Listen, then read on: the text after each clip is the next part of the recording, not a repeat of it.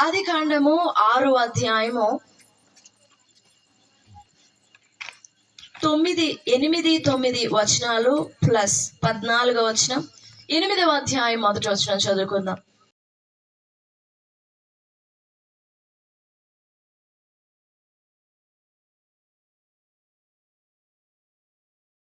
ఇప్పుడు మనం చదువుకున్న వచనాలు నోవాహు జీవితంలో చాలా ప్రెషియస్ వర్సెస్, చాలా ప్రెషియస్ అన్నమాట. 3. మొదటిదేమో దేవుడు నోవాహు క్యారెక్టర్ రిపోర్ట్ ఇస్తున్నారు. 2వ మాట 14వ వచనంలో నోవాహుకు ఒక సజెషన్ ఇస్తున్నారు, ఒక హెచ్చరిక ఇస్తున్నారు, ఓ ఆశీర్వాద హెచ్చరిక ఇస్తున్నారు. 3వదిగా 8వ అధ్యాయం 1వ వచనంలో ఫైనల్ గా ఆ క్యారెక్టర్ రిపోర్ట్ తర్వాత దేవుడు ఒక సజెషన్ ఇవ్వడం, వీటన్నింటినీ నోవాహు అనుసరించగా, వీటన్నింటిలో నిలబడగా దేవుడు నోవాహుకు లాస్ట్ గ్రేస్ చూపిస్తున్నారు. ఏంటి అది అని అంటే దేవుడు జ్ఞాపకం చేసుకున్నాడు. దేవుడు జ్ఞాపకం చేసుకోవడం కూడా అంత సీరియస్ విషయమా అని అంటే నోవాహు ఉన్న పరిస్థితుల్లో చాలా సీరియస్ నోట్ అది. సరే, నోవాహు జీవితము, యోబు జీవితము, వీరిద్దరి జీవితములు దాదాపుగా ఇంచుమించు సేమ్ గా కనపడతాయి. But not same, they both looks alike, ఒకటిగా కనబడతాయి. నోవాహుని గురించి కూడా నోవాహు జీవితంలో నోవాహు జీవిత కాలం అంతా ఎలాంటి ప్రవర్తన కలిగి ఉన్నాడో ఈ ఆఫ్టర్ రిపోర్ట్ గురించి దేవుడు మాట్లాడకుండా నోవాహు లైఫ్ స్టార్టింగ్ లోనే అతడు నీతిపరుడును నిందారహితుడునై దేవునితో కూడా నడిచిన వాడని స్టార్టింగ్ లోను నోవాహుని గురించి ఒక బెస్ట్ గుడ్ రిపోర్ట్ ఇస్తూ ఉన్నారు దేవుడు. ఫస్ట్ స్టార్టింగ్ లోనే నోవాహు దేవునికి భయపడినాడని, కొంచెం లైఫ్ లో కొద్దిగా టైం జరిగిన తర్వాత కదా దేవుడు ఏదైనా మాట ఇచ్చి నువ్వు దాన్ని నెరవేర్చావు, నువ్వు ఇలా భయపడ్డావు, నువ్వు ఇలా లోబడ్డావు, నువ్వు చాలా విశ్వాస పాత్రుడు అని వీటన్నిటిని యాక్షన్స్, బిహేవియర్స్ అన్ని చూపించిన తర్వాత వీటన్నిటి ద్వారా తేలిన విషయం ఏంటంటే నోవాహు నీతిపరుడు, నోవాహు నిందారహితుడు అంటే బాగుంటుంది. But before all those things, God claimed that he is the righteous man and he walked with God. దేవునితో నడిచాడు అని స్టార్టింగ్ లోనే దేవుడు చెప్తున్నారు. అలా చెప్పినది ఇద్దరిని గురించి. ఒకటి పాత నిబంధనలో first person Noah and the second person is Job. నోవాహుతో ఇప్పుడు మనం చదివిన 3 మాటలు చాలా ప్రాముఖ్యమైనవి. ఒకటేమో నోవాహు క్యారెక్టర్, రెండోది దేవుడిచ్చిన సజెషన్, దేవుడిచ్చిన ఒక ఆజ్ఞ అందాం, ఇట్స్ అ కమాండ్, అదొక ఆజ్ఞ. ఆ మాటే నోవాహు జీవితాన్ని కట్టింది. ఏ మాట అది? చదవండి, 6వ అధ్యాయం 14వ వచనం. చితిసారకపు మ్రాణుతో నీ కొరకు ఓడను చేసుకొనుము. ఓడను చేసుకోవడం ఎంతకాలం చేశాడు, ఎలా చేశాడు, ఏ కీలు ఉపయోగించాడు, ఏ చెక్క ఉపయోగించాడు, ఎంత పొడవు, వెడల్పు, ఎత్తు, లెంగ్త్, ఇదంతా తర్వాత సంగతి. అసలు నీ కొరకు ఓడను చేసుకోను అనే మాట ఇట్ షోస్ కంప్లీట్నెస్ కదా. నేను ఈ తరం వారందరిలో విసిగిపోయాను, నాకు చాలా కోపం వస్తుంది ఈ తరం వారిని చూసి. అసలు వీళ్ళని పుట్టించినందుకు సంతాపడుతున్నాను, నేను ఈ భూమి మీద నుండి తుడిచివేయాలి వాళ్ళని అని సమస్త వంశాలను గురించి, అందరిని గురించి మాట్లాడి, ఇదిగో నీ కొరకు ఒక ఓడని చేసుకో. నా భావం మీకు అర్థమవుతుందండి? అర్థమైతే స్తోత్రం చెప్పండి. హల్లెలూయా. అంత మాట్లాడిన తర్వాత నీతిమంతుడు, నిందారహితుడు అన్ని మాట్లాడేసిన తర్వాత నీ కొరకు ఒక ఓడని చేసుకో అంటే అది ఎంత కంఫర్టింగ్ గా ఉంది కదా, ఓదార్పుగా, ఆదరణగా. నేను ఈ భూమి మీద ఉన్న ప్రజలందరినీ తుడిచేస్తున్నాను, నీ కోసం ఒక ఓడని చేసుకో. ఎంత బాగుంది అది. అది నిజంగా చాలా ఆశ్చర్యమైన మాట నోవాహు జీవితంలో.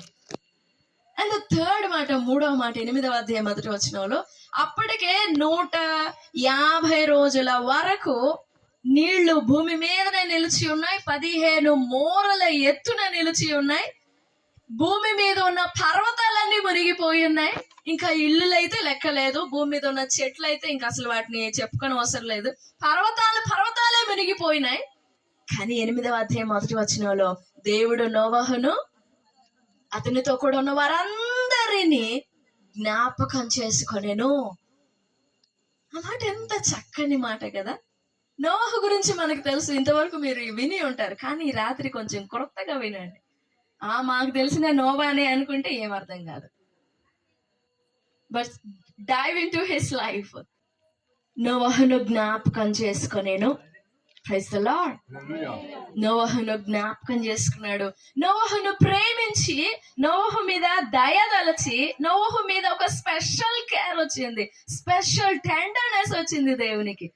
ఈ భూమి మీద ఉన్న వాళ్ళందరినీ నశింపచేయాలనుకుంటున్నాను. అసలు వాళ్ళని చూస్తే నేను తట్టుకోలేకపోతున్నాను, నేను ఏకీభవించలేకపోతున్నాను. నా ఆత్మ నరులతో ఎల్లకాలం ఎల్లప్పుడు వాదించదు, నా వల్ల కాదు అని చెప్పి ఆ తర్వాత ఆయన కంఫర్టింగ్ గా తనను తాను ఓదార్చుకుంటూ మాట్లాడుతున్నట్లుంది. ఇదిగో నోవహు ఉన్నాడుగా, ఈ తరము వారందరిలో నీతిమంతుడు, నీతిపరుడు, నిందారహితుడు, చెడుతనం విసర్జించిన వాడు, దేవునితో నడిచిన వాడు అని నోవహుని గురించి దేవుడు మనసులో గుర్తు చేసుకొని నోవహుని గురించి ఒక రిపోర్ట్ ఇచ్చి, అదే క్యారెక్టర్ రిపోర్ట్ అన్నమాట. మనకి స్కూల్లో స్టడీ సర్టిఫికెట్, కాండక్ట్ సర్టిఫికెట్లు ఇస్తారు కదా లాస్ట్ లో, సాటిస్ఫాక్టరీ. ఆ తర్వాత మనసులో చాలా తృప్తి ఉంది. అంత కోపంలో నుండి నోవహు, నీవు నిన్ను ప్రేమించి నీ ఇంటి వారు, నీ కుటుంబం, నీ భార్య బిడ్డలు వీరందరూ కాపాడబడినట్లు నీ కోసం ఒక ఓడను చేసుకో. నీ కోసం ఏం చేసుకోవాలి? ఆదికాండం 3వ అధ్యాయము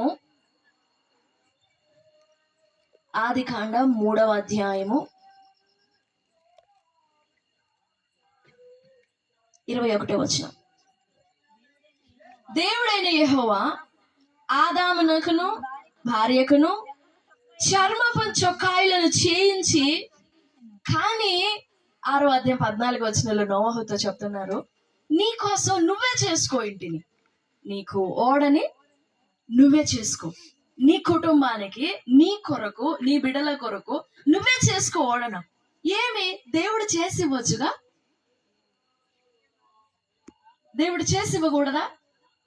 సర్వ ప్రపంచాన్ని కలిగి చేసిన దేవుడు నోవహును కాపాడడానికి ఒక స్పెషల్, లేనిది ఉన్నట్లు ఉన్నది లేనట్లు చేయగలడు కదా. ఆయన చేయగలడా? ఉన్నది లేనట్లు చేయగలడా? నమ్ముతున్నారా? నమ్మే వాళ్ళ చేతులు చూపించండి, స్తోత్రం చెప్పండి. ఉన్నది లేనట్లు చేయగలడా? లేనిది ఉన్నట్లు చేయగలడా? మరి చేసేటప్పుడు నోవహుతో చెప్పడం ఎందుకు, నీకోసం ఓడని చేసుకో అని? Why the extra hard work? అది ఎన్ని సంవత్సరాలు పట్టిందా ఓడ చేయడానికి? ఒక రోజా? 7 రోజులా? 100 రోజులా? 1 సంవత్సరమా? 120 years. 120 into 365. How much? 120 సంవత్సరాలు కడుతూ కడుతూ కడుతూ కడుతూ కడుతూ కడుతూ వెయిట్ చేస్తా ఉన్నాడు. ఎందుకు అంత hard work? Does the Lord doesn't trust him? అసలు పూర్తిగా కడతాడా? మధ్యలో విశ్వాసం జారిపోయి, విశ్వాసం తొలగిపోయి మధ్యలోనే అర్ధాంతరంగా కట్టడం ఆపేస్తాడా అని చెక్ చేయడానికా? అంత హార్డ్ వర్క్ ఎందుకు? ఎందుకు దేవుడు చితిసారకపు మ్రానుతోనే చేసుకోమన్నాడు? What is the speciality of that gopher wood? దాని గురించి ఆలోచన చేసి కామెంటరీస్, కొన్ని నిఘంటువులు అన్ని తరచి చూస్తూ ఉన్నప్పుడు దానిలో స్పెషల్ ఏం లేదు. గోఫర్ వుడ్ లో స్పెషాలిటీ ఏం లేదు. ఇప్పుడు 15 మూరల ఎత్తున నీళ్లు నిలిచి ఉండినప్పుడు ఏ కలప చెడిపోకుండా ఉండేది? 150 రోజులు ఏది ఆకాశపు తూములు, భూమి నుండి తూములు వెప్పబడి భయంకరంగా నీళ్లు వస్తూ ఉండినాయి. ఇప్పుడు మన విజయవాడలో వరదలు వచ్చి చూసారా? ఎక్కడెక్కడ ఏ ఇల్లు అయితే మునిగిపోయిందో ఆల్మోస్ట్ అన్ని ఇళ్లలో బెడ్లు, కబోర్డ్లు అన్ని ఏం చేశారో చూసారా? అన్ని నానిపోయి మొత్తం చెత్త సామాన్లకు వేసేసారు వాటిని. ఆ కబోర్డ్స్ ఉండే వుడ్స్, తలుపులు, అన్ని తలుపులు కాదులే, కొన్ని కొన్ని కలపలు చాలా వరకు పాడైపోయినాయి. ఎన్ని రోజులు ఉంది మహా అయితే? ఎన్ని రోజులు నానింది మహా అయితే? ఒక వారం వేసుకుందామా, ఒక 10 రోజులు వేసుకుందాం అటు ఇటుగా. దానికి అంతా చెడిపోయి ఉంటే 150 రోజులంటే ఆలోచించండి. మరి అన్ని రోజులలో కూడా ఈ కలపతో చితిసారకపు కలపతో చేయబడిన ఈ ఓడ, నిర్మించబడిన ఈ ఓడ కొంచెం కూడా మునిగిపోకుండా అంతకంతకు అంతకంతకు అంతకంతకు నీటి సాంద్రత, నీటి లెవెల్ పెరిగే కొలది పెరిగే కొలది పెరిగే కొలది అది తేలి ఆడుతూ ఉంది ఆ ఓడ. Praise the lord. ఏంటి దానిలో ఉన్న స్పెషల్? ఆ చెక్క వెయిట్లెస్సా? వెయిట్లెస్సా? ఆ చెక్క వాటర్ ప్రూఫా? వాటర్ ప్రూఫ్ అంటే నీళ్లు తగిలినా గానీ దానికి ఏం చెక్కు చెదరకుండా అది వాటర్ వచ్చే కొలది ఆ వాటర్ ఆ కలపని పైకి నెడుతూ ఉండిందా? ఆ మాటని ఆలోచన చేసినప్పుడు ఆ కలపలో ఏం లేదు గొప్పతనం. కానీ దేవుడు చెప్పాడు, చితిసారకపు మ్రానుతో నీ కోసం ఓడ చేసుకో. దేవుడు చెప్పినప్పుడు నేను ఈ కలపే ఎందుకు వాడాలి? మా ఇంటి పక్కనే ఆ వేప కలప ఉంది, మా ఇంటి పక్కనే ఆ చింత చెట్టు ఉంది, మా ఇంటి పక్కనే అది ఉంది, నాకు దగ్గరలో ఉంది, నేను దీంతోనే నేను ఓడం చేస్తాను. ఏదో ఒకటి ఓడే కదా నువ్వు చేయమన్నావు. దేవుడు చెప్పాడు జలప్రళయం వస్తుంది అని నోవహుకి. కానీ ఆ జలప్రళయం ఒక ఇంటెన్సిటీ నోవహుకు తెలీదు. దాని వలన కలిగే పర్యవసానాలు, ఆ సర్కమ్స్టాన్సెస్ ఎలా ఉంటాయో, ఆ వరద వలన, ఆ జల ప్రళయం వలన కాన్సిక్వెన్సెస్ ఎలాగుంటాయో నోవహుకు తెలీదు. So he has to obey God's command to make an ark out of the gopher wood. ఎలాగుంటుందో తెలీదు. దేవుడు చెప్పిన మాట చొప్పున నువ్వు ఓడం చేసుకోనంటే చేయాలంతే. 300 మూరలు ఎత్తు, వెడల్పు, హైట్, వెడల్పు, పొడుగు, ఆ మధ్యలో ఆ చెక్కకు మధ్యలో కీలిపోయాలని చెప్పినప్పుడు not even a question, we can't find any question, we can't find any doubt in that chapter. ఎక్కడైనా కలిగి ఉంటామా? దేవా ఏంటిది కీలిపోయటం ఏంటి, నువ్వే అతికించవచ్చు కదా. అసలు ఓడంతా ఎందుకు? మేము ఉండిన ప్లేస్ వరకు వరద రాకుండా మమ్మల్ని సేఫ్ జోన్ లో ఉంచలేవా? కానీ ఎలాంటి డౌట్స్ అలాంటివి ఏం లేవు నోవహుకి. చక్కగా ఎగ్జాక్ట్ గా దేవుడు చెప్పిన మాట విన్నాడు. ఆ మాట విన్నాడు కాబట్టి ఆ చెక్క నోవహును ముంచివేయకుండా, నోవహు ఒక్కడు కాపాడబడడం కాదు, నోవహు కడుపున పట్టిన కుమారుడు కాపాడబడడం కాదు, భార్య కాపాడబడడం కాదు, భూమి మీద ఉండిన సమస్త జీవరాశులలో ఒక జత నువ్వు కాపాడాలి. పవిత్ర జంతువులలోను అపవిత్ర జంతువులలోను నువ్వు వాటిని సేవ్ చేయాలి. నీతో పాటు ప్లస్ వాటిని ఓడలోనికి తీసుకొని వచ్చి, ఓడలో ఎంత కాలం ఉంటావో అంత కాలము వాటికి నువ్వే ఆహారం పెట్టాలి. నీవు, నీ కుటుంబము, నీ ఇరుగు పొరుగు వారు కూడా కాపాడబడినట్లుగా, కాపాడడానికి చాలినంతగా నీ ఇంటిని, నీ విశ్వాసపు గృహాన్ని నువ్వు కట్టుకోవాలి.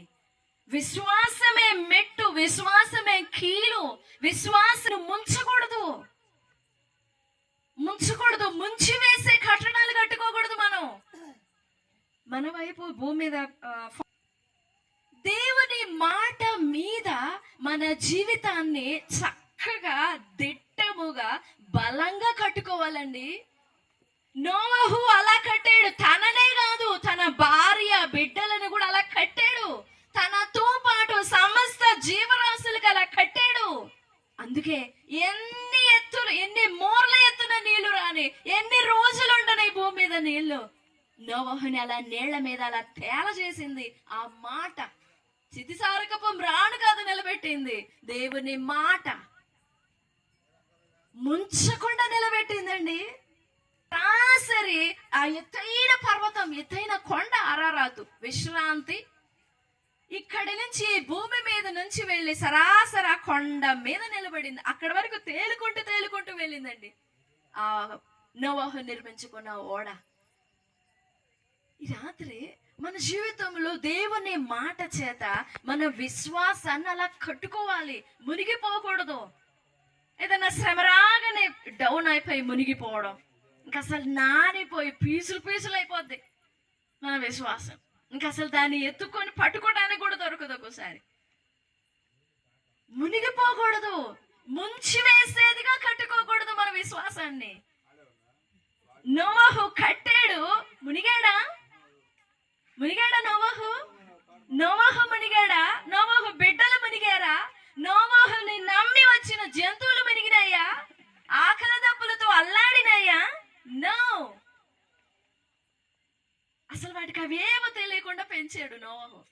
చిన్న చిన్నవి కూడా కాపాడుతూ వచ్చాడు. వాటిని కాపాడి భద్రం చేసి, నోవహు నువ్వు బయటికి రా అని చెప్పినప్పుడు తనతో పాటు వాటన్నిటిని తీసుకొచ్చాడు. Praise the Lord. ఈ రాత్రి మన విశ్వాసాన్ని ఎలా కట్టుకుంటున్నాం? మన జీవితాన్ని ఎలా కట్టుకుంటున్నాం? శోధనలు, బాధలు, అలలు అటు ఇటు కొట్టి కొట్టి కొట్టి కొట్టి కొట్టగా వరదలు రాగా ఇల్లు కూలిపోతాయి. ఈ భూమి మీద మనం సంపాదించేవైనా, మనం పోగు చేసేవైనా, తినక నిద్రపోక కడుపు నిండక కంటికి నిద్ర లేకుండా కష్టపడి పోషించి కష్టపడి సంపాదించేవి ఏవైనా మునిగిపోవచ్చు. కానీ నీ విశ్వాసం ముంపు కాకూడదు, మునిగిపోకూడదు. నీ విశ్వాసం కూడా నిన్ను ముంచకూడదు. యోబు గ్రంథం 4వ అధ్యాయము. యోబు స్నేహితులు బెదిరిస్తున్నారు యోబుని. 4వ అధ్యాయం 6వ వచనం. క్వశ్చన్ చేస్తున్నారు యోబుని. 4:6. నీ భక్తి నీకు ధైర్యం పుట్టింపదా? నీ యథార్థ ప్రవర్తన నీ నిరీక్షణకు కాదా? నీ భక్తి నీకు ధైర్యం పుట్టించట్లేదా యోబు? అడుగుతున్నారు వాళ్ళు. ఒకవేళ నీ భక్తి సరైనదైతే, నీ నీతి సరైనదైతే, నిజంగా నీది యథార్థ ప్రవర్తనే అయితే అవి నీకు నిరీక్షణ పుట్టించాలి కదా, అవి నీకు ధైర్యం ఇవ్వాలి కదా, అవి నీకు బలం ఇవ్వాలి కదా. ఈ మాటని మనం కూడా ఆలోచన చేయాల్సిందే. మనకు నిరీక్షణ ఇస్తున్నాయా మనం కట్టుకుంటున్న విశ్వాసపు కట్టడాలు? ఎలా నిర్మించుకుంటున్నాం మన విశ్వాసాన్ని? ఈ చివరి దినాల్లో, ఈ చెడ్డ రోజుల్లో మునిగిపోకుండా ఉంటుందా నీ కట్టడం? దేవుడు చెప్తున్నాడు నోవహుతో ప్రేమగా, ఆదరణగా. ఎంత చక్కగా దేవుడు మాట్లాడుతున్నారు. ఇదిగో నోవహు, చిత్తి సారకపు మ్రాణుతో నీకోసం ఓడ చేసుకో. నీవు, నీ ఇంటి వారు, నీతో పాటు సమస్త జీవరాశులు కూడా జీవము కలిగి బ్రతికి ఉండినట్లుగా నీకోసం చేసుకో. నేను ఈ భూమి మీదకి జల ప్రళయం రప్పించబోతున్నాను, తీసుకురాబోతున్నాను. భూమి మీద నాకు లోబడిన జనమంతటిని నేను తుడిపి పెట్టాలనుకుంటున్నాను. So make your self an ark and be saved. Not only yourself, but your family, your sons, your daughter-in-laws and your neighbors. పక్కన వాళ్ళనికి కూడా ఇంకా ఓడలో చాలా ఖాళీ ఉందంట.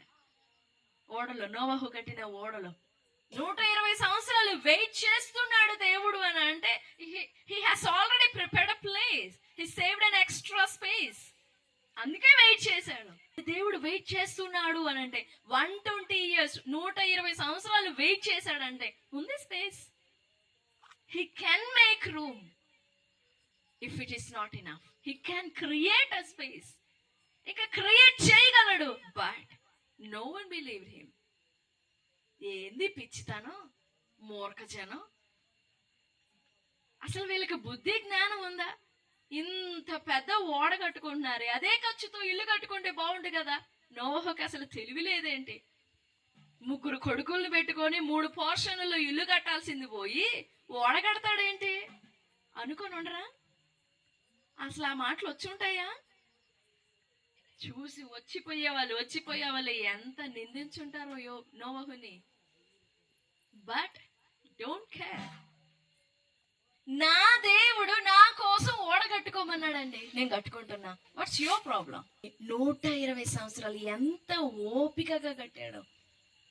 దేవుడు ఏమి ఉన్నదాన్ని లేనట్లు, లేనిదాన్ని ఉన్నట్లు చేయలేదు. అక్కడ చేతి కష్టం. నోవహు కుమారులు కూడా సపోర్ట్ చేశారు, భార్య సపోర్ట్ చేసింది. చేతి కష్టం. ఒక్కొక్క చెక్క దాన్ని కొట్టి, అప్పట్లో మరి మేకులు ఉన్నాయో లేవో, కీలు పోసి ఒక్కొక్క చెక్కకి అంత వానలు అన్ని నీళ్ళల్లో నాని ముద్ద కాకుండా, నాని పీసులుగా రాకుండా, చెక్క అంతే కదా, పీసులుగా వచ్చేస్తుంది. అలా రాకుండా ఎంత జాగ్రత్తగా ఒక చెక్క మీద ఒక చెక్క ఎంత జాగ్రత్తగా పెట్టాలి, అమర్చాలి. చెక్క పని చాలా సీరియస్ పని అంట. దాన్ని కట్ చేయడమా, అది చక్కగా కట్ చేయడమా, ఎట్లా పడితే అట్లా కట్ చేస్తే అది చీలిపోతుంది. కానీ దానికి ఎంత జాగ్రత్త కావాలో. నోవహు ఎంత ఓపిక, విశ్వాసంలో ఓపిక ఉంది, విశ్వాసంలో సహనం ఉంది. ఎంత చక్కగా దేవుని మాట 120 సంవత్సరాలు ఆ మాటే పట్టుకున్నాడు నోవహు. దేవుడు ఓడగట్టమన్నాడు, చితిసారకపం రానుతో కీలు పూసుకుంటా ఓడగట్టమన్నాడు. ఇంత పొడవు, ఇంత ఎత్తు, ఇంత వెడల్పుతో కట్టమన్నాడు, అంతే. ఇంకా అసలు వెనక తర్వాత మాటే లేదు నోవహుకి. ఆ మాట, దేవుని మాటే మునిగిపోకుండా 15 మూరల ఎత్తు అంటే ఎన్ని అడుగులు ఉంటుంది? మునిగిపోకుండా, ముంచి వేయకుండా, ఏ రంధ్రం లేదంటే ఓడలో సన్నని రంధ్రం ఏదన్నా కనపడితే మొత్తాన్ని ముంచేస్తుంది, ఓడ మొత్తాన్ని ముంచేస్తుంది. కానీ నోవహు కట్టిన ఓడలో ఎక్కడ ఒక చిన్న సందు కూడా లేదంట. దూరి నీళ్లు ఓడలోనికి ప్రవేశించడానికి కొంచెం కూడా అవకాశం ఇవ్వలేదంట నోవహు. మన విశ్వాసాలలో అలాంటి లొసుగులు ఉంటాయి కదా, కొన్ని రంధ్రాలు ఎక్కడెక్కడో కనపడుతుంటాయి. అవి మనల్ని ముంచేస్తాయి, లోకంలో అవి మనల్ని నాశనంలో ముంచేస్తాయి. మునిగిపోకుండా కట్టుకోవాలి మన కట్టడాన్ని, మన భక్తి జీవితాన్ని, మన విశ్వాసాన్ని, మన పరిశుద్ధతని, మన నీతిని, మన యథార్థ ప్రవర్తనని లోపం లేకుండా, లొసుగులు లేకుండా, రంధ్రములు లేకుండా, అవకాశాలు లేకుండా, ఛాన్స్ ఇవ్వకుండా, మునిగిపోకుండా, ముంచబడకుండా కాపాడుకుంటూ కట్టుకోవాలి. ఈ రాత్రి ప్రభు సన్నిధిలో మనల్ని మనం పరీక్ష చేసుకుందాం. దేవా, నా కట్టడం, నా ఆత్మీయ కట్టడం మునిగిపోయేదిగా ఉండిద్దా, లేదా మునిగిపోకుండా తేల చేస్తుందా? నన్ను నీ విశ్వాసము, నీ శ్రమల మీద నేను తేల చేయాలి. మనకి ఎదురయ్యే పరిస్థితుల మీద మనం తేలి ఆడాలి. మనం మునిగిపోకూడదు. ఎన్ని పరిస్థితులైనా రాని, ఎన్ని శోధనలైనా రాని, ఎన్ని ఉపద్రవాలైనా రాని, ఎన్ని వరదలైనా పొంగి పొరలని మునిగిపోకూడదు. జల ప్రళయాలే రాని మునిగిపోకూడదు. భూ సంబంధమైనవి మునిగిపోవచ్చు, వాటి విషయంలో గ్యారంటీ లేదు. దేవుడు భూ సంబంధమైన వాటి విషయంలో గ్యారంటీ ఇవ్వలా, ఈ శరీరానికి కూడా గ్యారంటీ ఇవ్వలా. కానీ ఈ ఆత్మకి మాత్రం ప్రూఫ్ ఉంది, గ్యారంటీ ఉంది. ఈ ఆత్మని కుళ్ళు పట్టనియడు ఆయన, మునిగిపోనియడు ఆయన. శరీరం చీకిపోవచ్చు, నో ప్రాబ్లం. శరీరం చీకిపోవచ్చు, కుళ్ళిపోవచ్చు, పురుగులు పడవచ్చు, కృషించిపోవచ్చు, శరీరానికి ఏమైనా కావచ్చు. కానీ ఆత్మకు మాత్రం కుళ్ళు పట్టకూడదు, ఆత్మ మునిగిపోకూడదు. నోవహు ఎంత జాగ్రత్తగా కాపాడబడ్డాడండి. ఓడలోనికి వెళ్ళినది మొదలుకొని వాళ్ళ ఆలోచనలు ఎలా తిరిగి ఉంటాయి? ఒకసారి ఓడలో ఉన్నట్లుగా మీరు ఒకసారి అట్లా ఊహించండి. బయట గాలులకి చెట్లు విరిగి పడుతూ, పర్వతాలు మునిగిపోతూ, ఆ నీళ్ళకి సౌండ్ ఉంటుందా? మీరు ఎప్పుడైనా విన్నారా? నీటి శబ్దం, వరదల శబ్దం విన్నారా? వర్షపు శబ్దం విన్నారా? ఆ సౌండ్లన్నిటికీ ఓడలో ఉన్న వాళ్ళకి భయం పుట్టదా? ఎక్కడికి వెళ్తున్నావు, అది ఆ ఓడ ఎటు తిరుగుతుందో కూడా తెలియదు. లోపల ఎక్కడో ఉన్నారు వాళ్ళు. అసలు ఏ దిక్కుకి వెళ్తున్నాం మనం? ఏ దేశానికి వెళ్తున్నాం మనం? ఏ కొండ మీదకి వెళ్తున్నాం? పోయి ఓడ దేన్నైనా గుద్దుకుంటే అవకాశం ఉందా? ఏ చెట్టు నన్ను గుద్దుకుంటే, ఏ పర్వతాన్నైనా గుద్దుకుంటే, అమ్మో గుద్దుకొని ఓడకి ఏమైనా డ్యామేజ్ అయితే? కానీ ఎంత విశ్వాసం కావాలి! ఓడ కట్టడానికి విశ్వాసం కావాలి, కట్టిన దానిలో నిలబడడానికి విశ్వాసం కావాలి.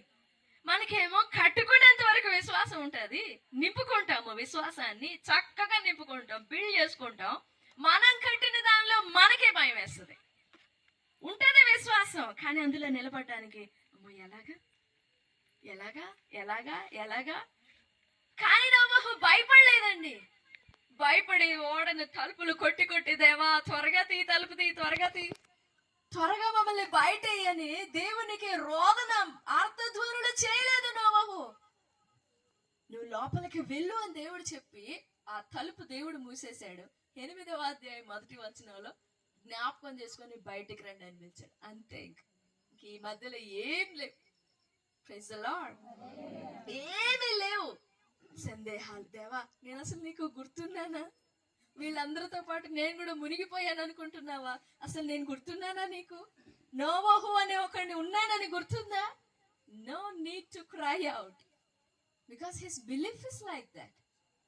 ఏడవలసిన పని లేదు, దేవుడు జ్ఞాపకం చేసుకుంటాడు.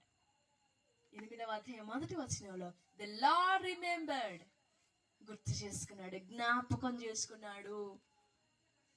దేవుడు మనల్ని కూడా జ్ఞాపకం చేసుకుంటాడు. ఎప్పుడు అంటే మనం నిర్మించుకున్న విశ్వాసంలో సనగకుండా గొణగకుండా చక్కగా కట్టుకోవాలి. దేవుడు కట్టడు, మనమే కట్టుకోవాలి. కట్టుకున్న దానిలో మనమే ఉండాలి. దేవుడు కట్టి నువ్వు వెళ్ళి లోపలికి అనలేదు. ఆది కాండంలో దేవుడే ఆ జంతువులని చంపి వాటి చర్మపు చొక్కాయలను తీసుకొచ్చి జస్ట్ రెడీమేడ్ గా వాళ్ళకి తొడిగించాడు. ఎవరికి? ఆదమావలికి. మరి ఇక్కడ నోవహు దగ్గర హో ఆ కలప పేరు ఒకటి చెప్పాడు అంతే. కలప పేరు చెప్పి నువ్వే చేసుకోపో, నువ్వే చేసుకో, నువ్వే బయటికి రా, నువ్వే లోపలికి వెళ్ళి, నువ్వే బయటికి రా. That shows a practical life. మనకి ఒక ప్రాక్టికల్ లైఫ్ చూపెడుతున్నాడు దేవుడు. మనమే కట్టుకోవాలి, మనమే నివసించాలి. లోటుపాట్లు లేకుండా, డాగులు మచ్చలు ఎలాంటి సవరణలు లేకుండా కట్టుకునేటప్పుడే జాగ్రత్తగా కట్టుకోవాలి. ఇప్పుడు కట్టడం అంతా అయిపోయింది, దీని మళ్ళీ పక్కకి వంగదీయాలంటే చేతులు పెట్టి అట్లా కదిలిస్తే వంగిద్దా? పగలగొట్టాలి. పగలగొట్టిన తర్వాత కూడా మళ్ళీ దాన్ని షేప్ చేయడం చాలా కష్టం. చెయ్యొచ్చు, కానీ కట్టిన దాన్ని మళ్ళీ తిరిగి కట్టాలనంటే అది తలనొప్పి. కొన్ని అయితే అసలు మరలా వీలు పడవు, రీబిల్డ్కి ఉపయోగపడవు. ఈ రాత్రి మన విశ్వాసాన్ని ఎలా కట్టుకుంటున్నావు? మునిగిపోకుండా కట్టుకుంటున్నావా? దేవా నా విశ్వాసపు ఓడ మునిగిపోకుండా కట్టుకుంటున్నానా? నాకు ఎదురయ్యే పరిస్థితులలో, నాకు ఎదురయ్యే శ్రమలలో, నాకు ఎదురయ్యే ఈ రాబోయే ఉగ్రతలు, రాబోయే నాశనాలలో, రాబోయే కీడులలో మునిగిపోకుండా ఉంటుందా నా విశ్వాసం? దేవా నీ మాట మీద నోవహు కట్టుకున్నాడే, అలాగా నేను కట్టుకోవాలి. నాకు సహాయపడండి. నాకు ఆ జ్ఞానము, గ్రహింపు, ఆ సహనం నాకు దయచేయండి. నేను చక్కగా కట్టుకోవాలి నా జీవితాన్ని. నేను మాత్రమే కాదు, నాతో పాటు నా కుటుంబము, నా ఇరుగు పొరుగు వారు కూడా నా విశ్వాసపు కట్టడంలో షెల్టర్ తీసుకోవడానికి చాలినంతగా. మొదటి సువార్త 25వ అధ్యాయంలో 10 మంది కన్యకలు ఉంటారు. 5 బుద్ధి గలవారు, 5 బుద్ధి లేనివారు. బుద్ధి గలవారు ఎక్స్ట్రా దివ్యలు పట్టుకున్నారు, దీపంలో నూనె తెచ్చుకున్నారు. బుద్ధి లేని వారికి ఎక్స్ట్రా దీపం లేదు. అప్పుడు వాళ్ళు అడిగారు, మీరు కొంచెం నూనె పెట్టరా అని. మాకే చాలేటట్లు లేదు, మీరు పక్కకెళ్ళి కొనుక్కోపోండి అన్నారు. పక్కకెళ్ళి కొనుక్కోపోండి అని అంటే వాళ్ళు ఎక్కడికి పోయి కొనుక్కోవాలి? ఇతరులకు పెట్టేందుకు చాలినంత కావాలి మన దగ్గర. మన విశ్వాసం ఇంకొకరిని రక్షించేదిగా, ఇంకొకరిని కాపాడేదిగా ఉండాలి. ఇంకొకరు మునిగిపోకుండా కాపాడేదిగా ఉండాలి. మనం స్టాండ్ స్టేబుల్ లో నిలబడితే కదా కొట్టుకుపోయే వాళ్ళని గట్టిగా పట్టుకొని లాగలం. మనమే కొట్టుకొని పోయే స్థితిలో ఉంటే ఇంకొకరు పట్టుకుంటామా? ఇద్దరం కలిసిపోతాం. మనం స్టేబుల్ గా ఉండాలి, మనం గట్టిగా కట్టుకోవాలి. మనం గట్టిగా కట్టుకొని అప్పుడు మనం కట్టడం మీద గట్టిగా కాలు పెట్టి పక్కన వాళ్ళకి చెయ్యిస్తే వారు మనల్ని ఊతంగా పట్టుకుంటారు, పిల్లర్ లాగా పట్టుకుంటారు మనల్ని. అంత డెడ్ గ్రిప్ తో పట్టుకుంటారు మనల్ని పట్టుకోగా మనం వాళ్ళని లాగలుగుతాం. అలాగా మనం విశ్వాస పూడగట్టుకోవాలి. ప్రభు సహాయం కోరుకుందాం. ప్రభు మునిగిపోకుండా నన్ను నేను కట్టుకునే జ్ఞానం నాకు కావాలి. నాకు ఆ జ్ఞానం ఇవ్వండి, ఆ వివేకం ఇవ్వండి, ఆ సహనం, విశ్వాసం, ఆ ఓర్పు నాకు దయచేయండి అని ప్రభు సన్నిధిలో వేడుకుందాం. ప్రభు సహాయపడతారు. దేవుడి మాటలు మన వెనుకడిలో దీవించును గాక. ఆమేన్, ఆమేన్.